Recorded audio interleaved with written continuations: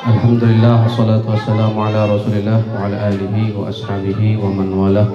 Wala haula wala quwata illa billah. Rabbi israh li sadri wa yassir li amri wahlul 'uqdatam min lisani yafqahu qawli wasaddid lisani wahdi qalbi bi jahin nabi wa ala alihi wa ashabihi.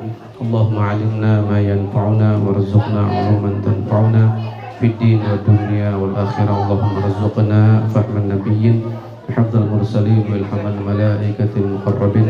نويت التعلم والتعليم والتذكر والتذكير والنفع والانتفاع والإفادة والاستفادة والحث على التمسك بكتاب الله وسنة رسوله ابتغاء مرضات الله وقربه وثواب سبحانه وتعالى. اللهم اجعلنا من الذين يستمعون القول فيتبعون أحسنه. آمين يا رب العالمين. Alhamdulillah, segala puja dan syukur kita haturkan kehadirat Allah Subhanahu wa taala, yang mana sampai saat ini Allah masih memberikan kita kenikmatan sehat, kenikmatan afiat, dan terkhususnya Allah Subhanahu wa taala memberikan kita kenikmatan iman dan Islam. Mudah-mudahan segala kenikmatan ini bisa kita syukuri, dan dengan rasa syukur kita mudah-mudahan Allah mengekalkan kenikmatan demi kenikmatan dalam kehidupan kita hingga akhirnya kita berada dalam puncak kenikmatan, yaitu meninggal dalam keadaan husnul khatimah. Salawat serta salam tidak lupa kita haturkan keharibaan junjungan kita Nabi besar Muhammad sallallahu wasallam alaih, serta keluarga, kerabat, sahabat, dan para pengikut beliau yang setia hingga akhir zaman. Bapak, Ibu, hadirin wal hadirat, keluarga besar Masjid Berkah Box Balikpapan, Kalimantan Timur yang dimuliakan dan yang dicintai oleh Allah Subhanahu wa taala. Kembali kita melanjutkan pembacaan kitab Nizamul Usrah karya Abuya Sayyid Muhammad Ali Al-Maliki rahimahullahu taala rahmatan abrar. Mudah-mudahan kita semua bisa mengambil pelajaran apa yang telah beliau tuliskan dalam kitab ini, dan mudah-mudahan keluarga kita semua menjadi keluarga yang sakinah, mawaddah, warahmah, dan rumah tangga kita menjadi baiti jannati, rumahku surgaku, amin ya rabbal alamin. Dan melanjutkan pembahasan yang sebelumnya atau hari sebelumnya, yaitu pembahasan tentang bagaimana seharusnya kedua orang tua kepada anak. Jangan sampai hanya menuntut bakti anak kepada kedua orang tua, namun orang tua melalaikan apa yang seharusnya dikerjakan oleh orang tua kepada anak-anaknya. Kemarin sudah kita membahas daripada agar orang tua memberikan nama-nama yang baik kepada anak-anaknya. Kemudian juga sudah kita membahas agar orang tua menyembelih hewan akikah, hewan kurban akikah, sebagai murtahanun, kullu gulamun murtahanun bi aqiqatih, sebagai akikah untuk anaknya, memberikan nama yang baik, menyukur dan menggundul rambutnya. Nah, maka selanjutnya adalah agar i'anatul aba li abnaihim ala birrihim wa ta'atihim, agar kedua orang tua itu berperan penting di dalam membangun karakter anak, agar anak menjadi orang-orang yang berbakti kepada kedua orang tua. Jadi sudah seharusnya kedua orang tua juga membantu anak-anak agar anak tersebut berbakti kepada kedua orang tua. Jangan hanya menyuruh dan meminta anak-anak untuk berbakti, namun bantu mereka agar mereka bisa menjadi orang-orang yang berbakti kepada kedua orang tua. Bagaimana membantu mereka? Tentu membantu mereka dengan bihusni muamalatihim. Kita berbaik diri atau ketika kita berperilaku kepada anak-anak kita agar berperilaku dengan perilaku yang baik. Wa hakimi siyasatihim, dan bijaksana kepada anak-anak kita, baik anak yang pertama, kedua, ketiga, keempat, anak laki-laki dan anak perempuan. Tidak ada pembedaan di dalam keluarga, tidak ada pembedaan di dalam membina anak, baik itu anak pertama atau anak terakhir, baik itu anak laki-laki ataupun anak perempuan. Kita harus bijaksana di dalam membimbing mereka. Wa amruhum bima yustata'. Tentu kita meminta kepada anak-anak kita perintah-perintah yang kita perintahkan kepada anak-anak kita, diharapkan Perintah tersebut perintah yang dapat dilakukan oleh anak-anak kita. Perintah yang kita minta kepada anak-anak kita sudah seharusnya ini sesuai dengan umur-umur mereka. Jangan sampai anak umur 4 tahun disuruh beli rokok. Anak umur 5 tahun yang disuruh apa? Beli rokok di warung, disuruh mencuci, disuruh menjemur, disuruh bakar ikan dan lain sebagainya.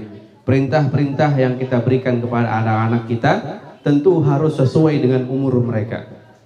Misalkan kalau anak 5 tahun ya, anak 5 tahun ini kan sudah mulai masuk mumayyiz, walaupun belum mumayyiz. Terkadang anak 5 tahun sudah mumayyiz. Nah, tapi bisa diminta, "Nak, Kak, ini jaga adek." Tapi jaga adek jangan abah mamanya nggak ada di rumah. Saya punya tetangga seperti itu. Ada anaknya masih mungkin setahun. Bapak mamanya pergi kerja. Anaknya masih setahun, bapak mamanya pergi kerja. Anaknya ditinggal, yang jaga kakaknya. Dan kakaknya ini baru SD berapa tahun.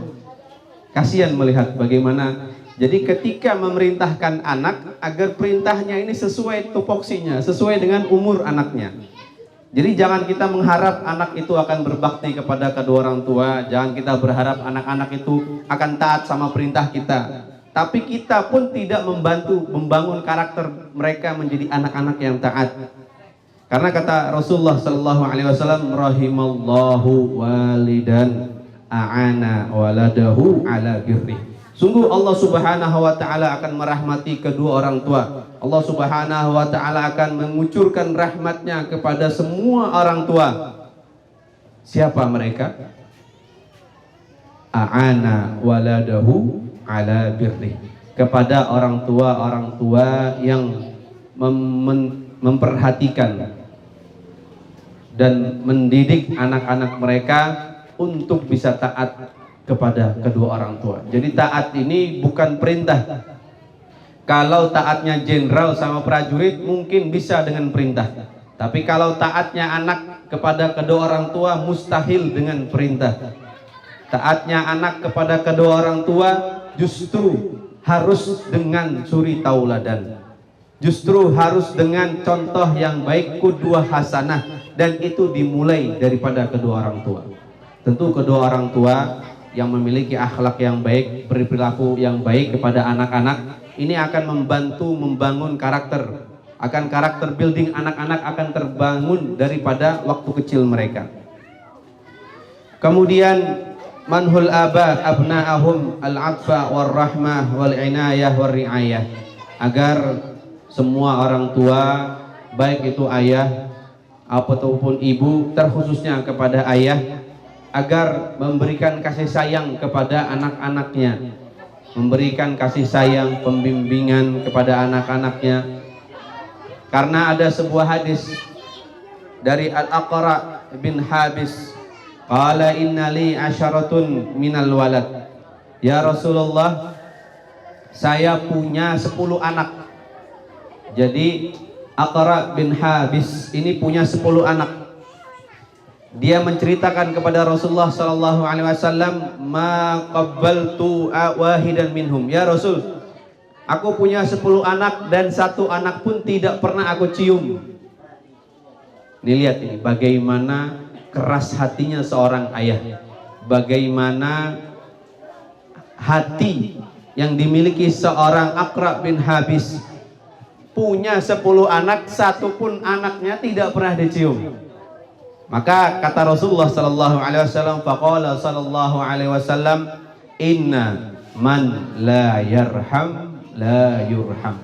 Sungguh orang-orang yang tidak merahmati sesama, mereka kelak juga tidak akan mendapatkan rahmat dari Allah Subhanahu wa taala. Orang yang tidak memberikan kasih sayang kepada anak, jangan harap anaknya pun memberikan kasih sayang kepadanya. Jadi tidak heran pada zaman ini banyak orang tua yang dilantarkan oleh anak-anaknya. Ini bukan salah 100% anaknya, namun bagi kita semua agar kita introspeksi diri kita masing-masing. Apakah kita sudah mencontohkan pribadi yang baik kepada anak kita? Apakah kita sudah mengucurkan rahmat dan kasih sayang kepada anak-anak kita sehingga kita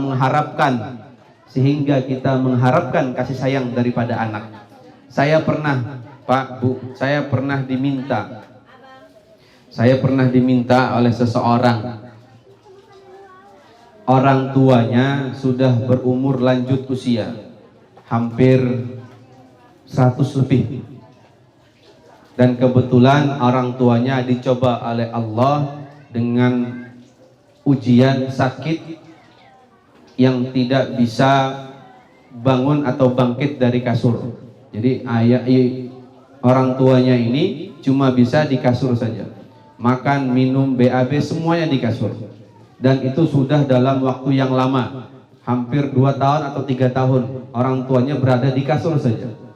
Dan si anak ini yang mengurusi orang tua tersebut. Namun kemudian anaknya ini meminta kepada saya, Ustaz, coba saya minta doakan, doakan mudah-mudahan orang tua saya bisa cepat penyakitnya diangkat oleh Allah Subhanahu wa Ta'ala. Biasa kalau di itu ada namanya doa kafarat ya, mungkin Ustadz Sanusi dan lain sebagainya tahu, dan Ustadz yang lain juga tahu. Ini diminta untuk dibacakan doa, sehingga ketika doa tersebut dibacakan, mudah-mudahan orang tua tersebut cepat penyakitnya terselesaikan atau diangkat oleh Allah Subhanahu wa Ta'ala. Namun kemudian dengan sedikitnya ilmu saya bilang saya tidak bisa membacakan doa tersebut, mungkin saya bantu dengan yang lain. Karena menurut saya tentu Allah Subhanahu wa Ta'ala ada hikmah di mana Allah memberikan cobaan kepada anaknya agar mengurusi orang tuanya ya. Walaupun memang seharusnya orang tua tersebut ya, nah yang namanya keluarga pasti ingin orang tuanya penyakitnya segera diangkat oleh Allah Subhanahu wa Ta'ala, imma sembuh atau imma meninggal. Maka saya bilang ya mungkin ini hikmah dari Allah Subhanahu wa Ta'ala agar bagaimana lebih memperhatikan orang tua. Jadi jangan sampai terbesit daripada anak ya, kecuali ketika sakratul maut susah sakratul maut, baru kita usahakan dengan doa dan lain sebagainya, ikhtiar yang lainnya, sehingga orang tua tersebut mudah untuk meninggal. Namun kemudian kalau masih dalam keadaan sakit yang tidak terlihat tanda-tanda sakratul maut, ini mungkin Allah menginginkan seorang anak-anaknya ini menjadi anak-anak yang lebih berbakti kepada kedua orang tua, dan mudah-mudahan dengan itu semua orang tuanya dosa-dosanya diampuni oleh Allah Subhanahu wa Ta'ala. Namun kata Rasulullah SAW, inna man la yarham la yurham. Orang yang tidak mengasihi sesama tidak akan dikasihi. Orang tua yang tidak mengasihi anak-anaknya, dan jangan juga mengharap kasih sayang daripada anak-anaknya. Sehingga Rasulullah SAW memerintahkan kepada kita semua agar membangun karakter anak ini dari kecil. Bahkan amrul aba lil abna bis shalah, agar jangan sampai meninggalkan peran ini. Orang tua jangan sampai lepas dan jangan sampai lengah di dalam perihal sholatnya anak, agar orang tua selalu menasihati anak-anak untuk sholat, terkhususnya ketika anak-anak sudah mencapai umur 7 tahun. Ketika anak sudah sampai umur 7 tahun, perintahkanlah sholat, ajak untuk sholat. Bahkan sebelum itu, agar selalu anak diajak untuk melakukan sebuah kebaikan. Ke masjid kita ajak, ya, ke pengajian kita ajak anak, walaupun belum sampai umur 7 tahun. Tapi ketika sudah umur 7 tahun, maka perintahkan mereka untuk melaksanakan sholat. Ketika mereka enggan melaksanakan sholat, tetap paksa mereka untuk mau mengerjakan sholat. Buat apa? Agar tidak terbentuk dalam diri mereka benci terhadap sholat, agar terbentuk dalam diri mereka meringankan atau menganggap enteng perkara sholat. Ya, saya punya teman itu juga seperti itu. Ya, temannya Syekh Majid juga kebetulan. Ya. Beliau kalau punya anak anaknya yang mengingatkan ayahnya, ayah, ayo kita pergi ke masjid sebentar lagi sudah masuk waktu sholat. Kita pergi ke masjid yang ini, di masjid yang ini bacaannya nikmat, bacaannya indah, alhamdulillah. Ini kenikmatan yang besar kalau punya anak seperti ini. Dan tentu anak yang seperti ini bukan kujuk-kujuk langsung ada, tidak. Tentu ini ada i'anah dari orang tuanya, ada gemblengan yang baik daripada kedua orang tuanya, ada bimbingan yang baik daripada kedua orang tuanya. Karena ketika orang tua membimbing anak dengan baik, Allah akan merahmatinya. Apa sih arti rahmat dari Allah? Allah memudahkan urusannya, Allah memudahkan urusan keluarganya, Allah memudahkan urusan orang tuanya, Allah memudahkan urusan anaknya. Rahimallahu walidan a'ana waladahu ala birri ala birri. Allah merahmati orang tua yang menolong anak-anaknya untuk menjadi lebih taat kepada kedua orang tuanya. Kalau sudah 7 tahun diperintahkan anak untuk sholat.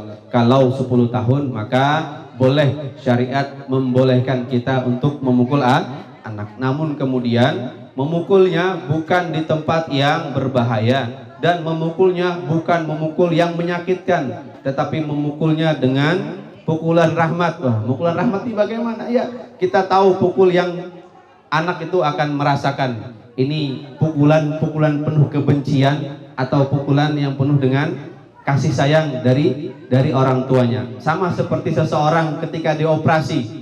Dioperasi itu kan sakit. Ya, dibelah, diobok-obok semuanya, kemudian dijahit, perih. Tapi seorang pasien merasakan dan tahu betul yang dilakukan oleh dokter ini, walaupun sakit, itu penuh dengan niat yang baik. Apa bedanya orang nikam sama orang yang operasi gitu ya? Sama-sama dibelah, tapi sama-sama merasakan sakit.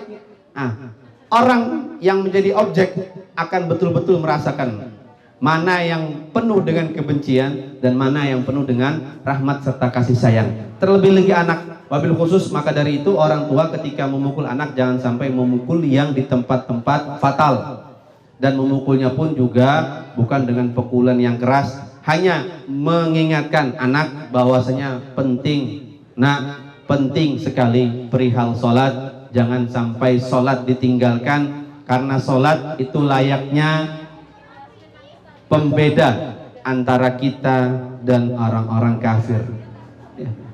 Kalau di Arab, misalkan di Mesir, kalau di Yaman, di tempat saya belajar, saya nggak pernah lihat ada orang Yahudi. Nggak pernah lihat ada orang Yahudi, ada orang kafir, saya nggak pernah lihat. Tapi di tempat lain mungkin ada. Mereka sama-sama bahasa Arab, sama-sama ngomong, sama-sama berbicara Allah. Ya, orang Yahudi ngomongnya Allah juga. Ya, yang di Arab. Ya. Tapi apa yang membedakan orang Yahudi dengan orang Islam? Apa yang membedakan orang kafir dengan Islam? Tentu yang membedakan al-farqu bainana wa bainal kafir as-shalah. Yang membedakan kita dengan orang-orang kafir adalah sholat. Dan ini tidak bisa kita tanamkan kepada anak-anak langsung. Satu kali perintah seperti jenderal memerintah prajurit, tidak bisa. Ini harus karakter yang dibangun, dan karakter yang dibangun tentu harus penuh dengan kesabaran. Maka dari kecil Rasulullah SAW sudah mengajarkan kepada orang tua agar membawa anak-anaknya untuk sama-sama melaksanakan ibadah kepada Allah Subhanahu wa Ta'ala. Diajak bahkan dari kecil anak-anak itu sudah menjadi isyarat bagi orang tuanya. Ya, anak-anak kecil itu kan bangun tengah malam, itu isyarat dari orang tua untuk selain mengurusi anaknya, agar juga membangun hubungan dengan Allah Subhanahu wa Ta'ala. Karena memang perintah untuk mendidik anak dan membimbing anak itu perintah dari Allah dan dari Rasulullah sallallahu alaihi wasallam. Karena kata Allah Subhanahu wa Ta'ala, ku anfusakum wa ahlikum nara. Allah perintahkan kepada kita semua orang tua, wahai bapak dan ibu, ku anfusakum, jaga diri kalian dari siksa api neraka dan juga keluarga-keluarga kalian. Sayyidina Ali bin Abi Thalib karamallahu wajhah wa radhiyallahu ta'ala an, beliau mengatakan, allimuhum wa hadzibuhum. agar kita mengajarkan anak-anak syariat-syariat Islam dan mendidik anak-anak kita tentang syariat-syariat Islam. Apa sih perbedaan mengajar dan mendidik? Kalau mengajarkan, anak tidak tahu, kemudian kita beritahu, itu yang namanya mengajarkan. Misalkan anak tidak tahu pulpen, abah ini apa namanya? Itu pulpen. Nah, itu mengajarkan sesuatu yang dia tidak tahu, kemudian tak tahu. Nah, namun kemudian mendidik adalah bagaimana menanamkan pengetahuan itu ada dalam diri mereka. Jadi bukan hanya tahu saja, tetapi bagaimana yang mereka ketahui itu tertanam di dalam diri-diri mereka. Makanya yang namanya takdib, mendidik, ini tidak sekali perintah, tetapi berkali-kali penuh dengan kesabaran. Maka jangan ada rasa bosan bagi orang tua untuk mengajarkan kepada anak-anak kita semua. Misalkan, bah, sholat isya itu berapa rakaat? 4. Nanti nanya lagi, isya berapa rakaat? 4. Isya berapa? 4. Jangan sampai dibentak. Justru apa? Yang namanya pendidikan ini harus penuh dengan kesabaran, wabil khusus orang tua kepada anak-anaknya, karena orang tua kepada anak ini bukan layaknya jenderal terhadap prajurit. Perlu dengan akhlak dan budi pekerti yang baik. Mudah-mudahan dengan kita sama-sama mengetahui bagaimana seharusnya kita berperilaku sebagai kedua orang tua, mudah-mudahan anak-anak kita menjadi anak-anak yang lebih taat, anak-anak yang soleh dan soleha, menjadi penyujuk mata orang tua dan penyujuk mata baginda Nabi Muhammad Sallallahu Alaihi Wasallam. Mungkin ini sedikit yang dapat kami sampaikan, kurang lebihnya mohon dimaafkan. Billahi taufiq wal hidayah wal ridha wal inayah. Assalamualaikum warahmatullahi wabarakatuh.